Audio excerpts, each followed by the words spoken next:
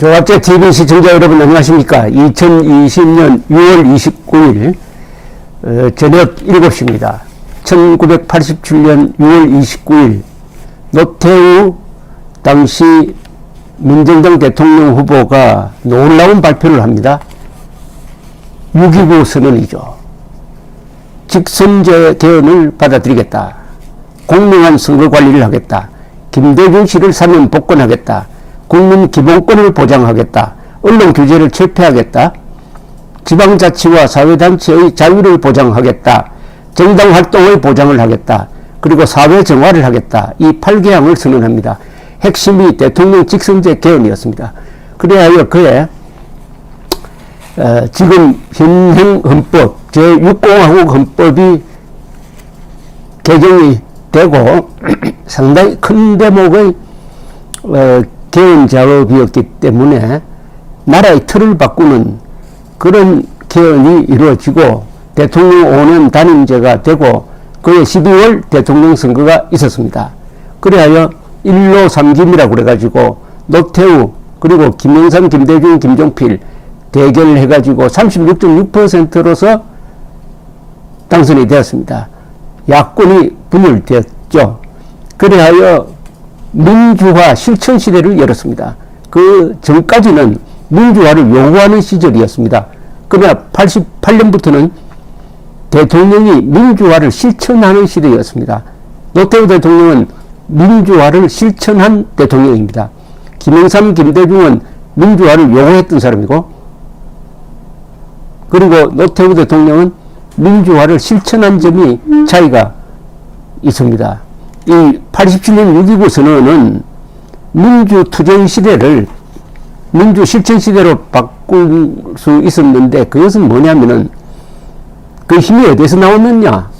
국민 여론입니다. 민주화를 열망하는 국민 여론이었습니다.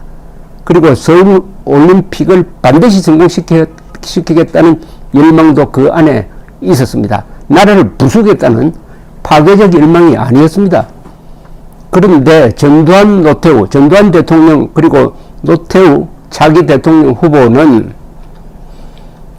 아주 유연한 공조 플레이를 했습니다. 유도에 비교하면은 업어치기 자세로서 밀려오는 여론의 힘을 받아내면서 그 고삐를 잡아당겨 자신들의 승리로 만들었습니다.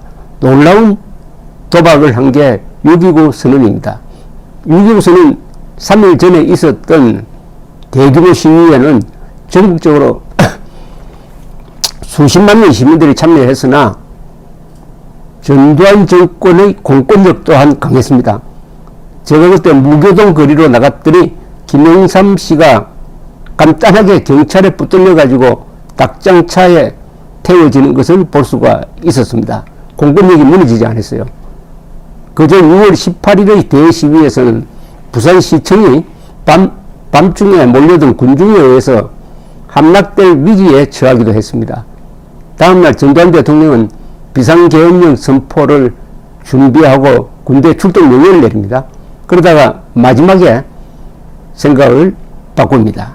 이 저간에 전두환, 노태우 두 사람은 마쿠에서 6.29 선언을 준비를 하고 있었습니다. 그런데 6.29 선언은 그 내용이 국민들이 요구하는 것보다도 더 많았습니다. 플러스 알파였습니다. 김대중 씨 사면 복권, 지방자치제 한다, 언론 자유 보장한다. 가장 미움받던 노태우 씨가 이 선언으로 해서 가장 사랑받는 정치인으로 하루아침에 바뀌어버렸습니다. 그런 점에서 이 전두환 노태우 콤비 플레이는 비교한다면은 5.16 군사혁명을 기획하고 주도하고 실천했던 박정희, 김종필 두 사람의 콤비 플레이에 비교될 만한 겁니다. 이 권력의 1인자와 2인자가 이렇게 공조하는 게 그렇게 많은 게 아닙니다. 아주 드뭅니다. 자, 이렇게 해서 전두환, 노태우 두 사람은 전역하고 김대중, 김영삼 두 사람은 분열했습니다. 그리하여 선거에서 노태우 대통령이 등장하게 된 것이죠. 제가 기자 생활 50년 하면서 노태우 대통령 시절 5년간이 가장 마음이 편했습니다. 대통령이 텔레비전 코미디의 소재가 되고 물태우란 말이 나오고 대통령이 해외 순방을 끝내고 돌아오는 비행기 안에서 기자들 앞에서 국내 신문을 읽으면은 하늘에서 뛰어내리고 싶다고 말할 정도였습니다. 정치적 이유로 해가지고 안기부에 연행되는 기자들이 그때는 한 사람도 없었습니다. 또 대통령과 측근들은 비판적인 기사나 기자들을 누르는 대신 설득하려고 했습니다. 당시 노태우 대통령이 구성했던 청와대 참모진은 다 인류 엘리트였습니다. 이런 사실은 노태우 대통령 재임 기간에 이분에 대해서 비판적인 기사를 가장 많이 쓴 제가 증인으로서 자신있게 이야기할 수가 있습니다. 그런데 노태우 정권을 어떻게 보느냐에 따라서 이 민주화 세력이 분열되었습니다. 노태우 대통령이 선거를 통해서 당선되었으면 그 정통성을 인정해야 될 것 아닙니까? 그래도 노태우 대통령 인정하지 않고 물러나라고 하던 세력과 아니다, 노태우 대통령을 정통성 있는 민주정부로 인정해야 된다는 세력으로 양분되었습니다. 요사이는 노태우 대통령을 부정했던 사람들이 정권을 잡았습니다. 말이 아니죠. 이때 87년 12월 대선에 처음으로 컴퓨터 부정설이 나왔습니다. 그때 컴퓨터로서 집계를 했는데 여기에 부정이 있었다고 그래가지고 김대중 세력이 시위를 하고 반대운동을 하고 했지만은 막상 재검표를 요구하지는 않았습니다. 재검표 하면 자신들의 주장이 사실이 아니라는 게 밝혀질 테니까 이 컴퓨터 부정설이 이제는 우파가 받아가지고 요새는 지난 총선이 또 투개표 부정이 있었다고 주장을 하고 있는데 주의할 점은 이 컴퓨터 부정설이 좌파에서 시작되었다는 점입니다. 그리고 요새 이 개표는 그게 전자개표가 아닙니다. 수개표입니다. 수개표. 투표 분류기, 집계하는 기계, 이거 다 기계일 뿐이고 사람이 최종적으로 확인하니까 수개표입니다. 그러니까 전자개표라고 오해하지 마십시오. 이 노태우 대통령은 지금 병석에 계시는데 참 안타깝습니다. 이 우리나라 역대 대통령 중에 전두환 대통령도 그렇지만 특히 노태우 대통령이 가장 과소평가를 받고 있는 분입니다. 그런데 이분처럼 일을 많이 한 사람도 드뭅니다. 노태우 대통령이 재임했던 88년부터 93년까지는 이 세계가 바뀌고 있었습니다. 동부 공산권이 무너졌습니다. 그리고 한국 안에서는 드디어 민주화 시대가 열렸습니다. 이중의 전환기가 왔습니다.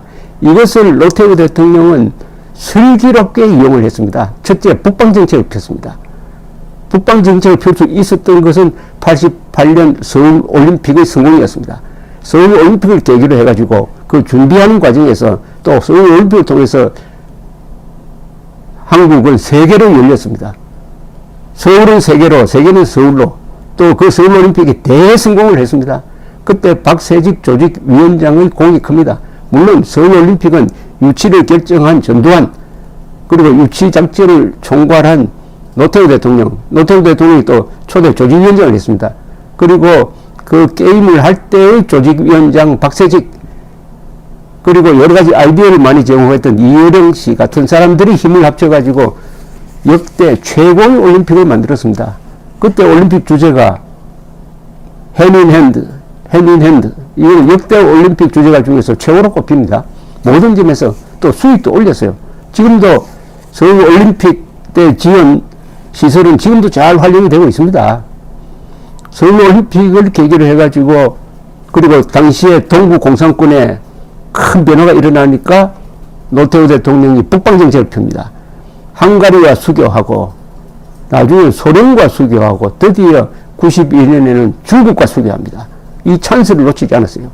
그래서 대한민국이 새로운 시장을 개척하게 됩니다. 거대한 중국, 동구, 소련, 먹고 살 방편을 마련한 것이 노태우 대통령입니다.